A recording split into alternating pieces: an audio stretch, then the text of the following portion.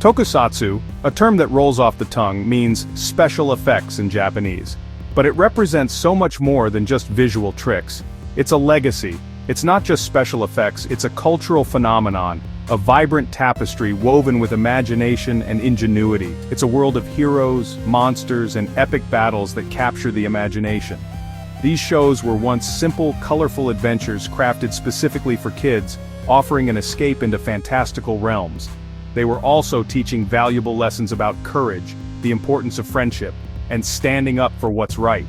Take ShinKamenRider, for example, the iconic cyborg hero on a motorcycle. He fought evil with unwavering determination, often delivering his signature rider kick to vanquish his foes. Then there's Hakaider, a visually striking android half red and half blue.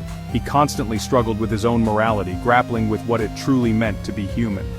Mazinger Z boldly introduced the concept of giant robots to the tokusatsu landscape, forever changing the genre. These massive machines were piloted by brave youths, entrusted with the immense responsibility of defending Earth from impending doom. These heroes weren't just characters on a screen, they quickly became pop culture icons. They were plastered on lunchboxes, immortalized as toys, and the central figures in every schoolyard game imaginable.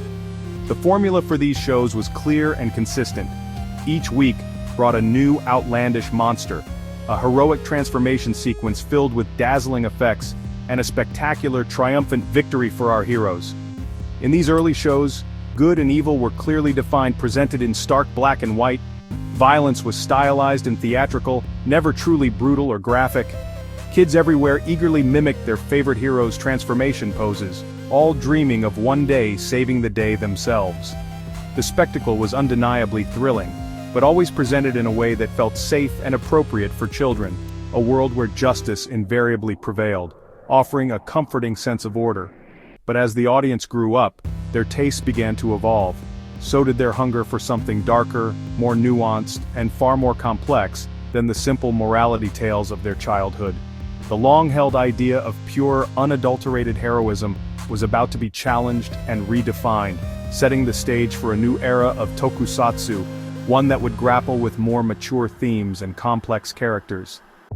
By the late 80s and 90s, a shift was brewing in the world of tokusatsu.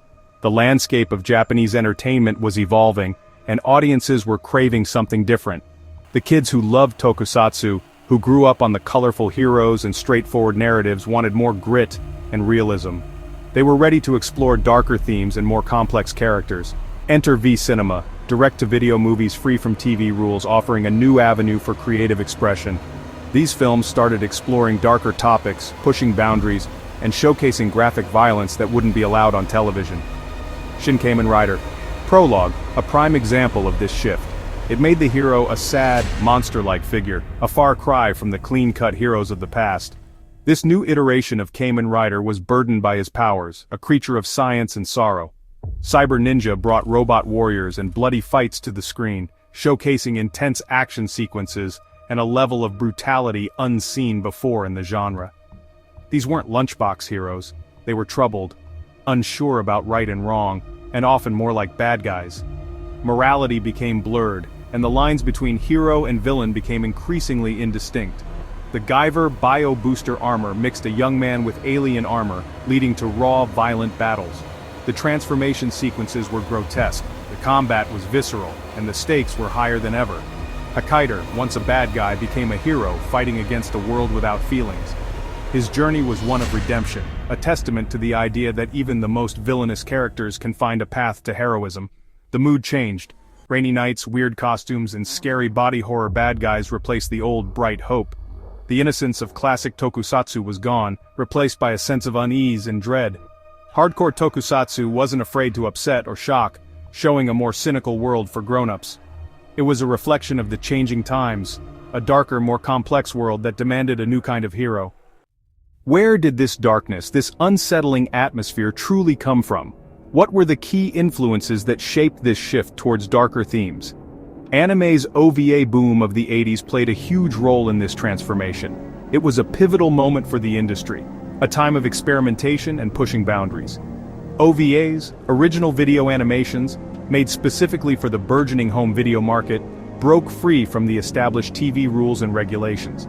This newfound freedom allowed creators to explore adult stories full of graphic violence, mature themes, and complex narratives that were previously unheard of in mainstream animation. Titles like Ninja Scroll quickly set the standard for this new wave of adult-oriented anime. It captivated audiences with its smooth, fluid animation, bloody action sequences, and over-the-top superhuman battles that redefined the limits of on-screen violence. Then there was Genocyber, which pushed the boundaries of body horror to the absolute extreme, depicting psychic children undergoing grotesque transformations into monstrous creatures, leaving a lasting impact on viewers. Wicked City further blurred the lines between genres, mixing elements of horror and mystery, pitting humans against bizarre and terrifying demons in the unsettling backdrop of a modern urban landscape.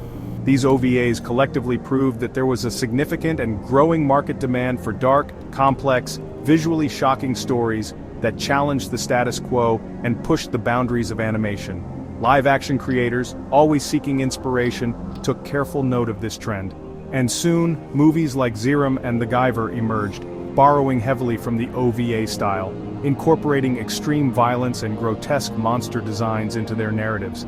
The bloody shadow of adult anime loomed large over the entertainment landscape, ultimately shaping a new era of Tokusatsu, one that catered to grown-ups with its mature themes and sophisticated special effects. This evolution was part of a global exchange of ideas.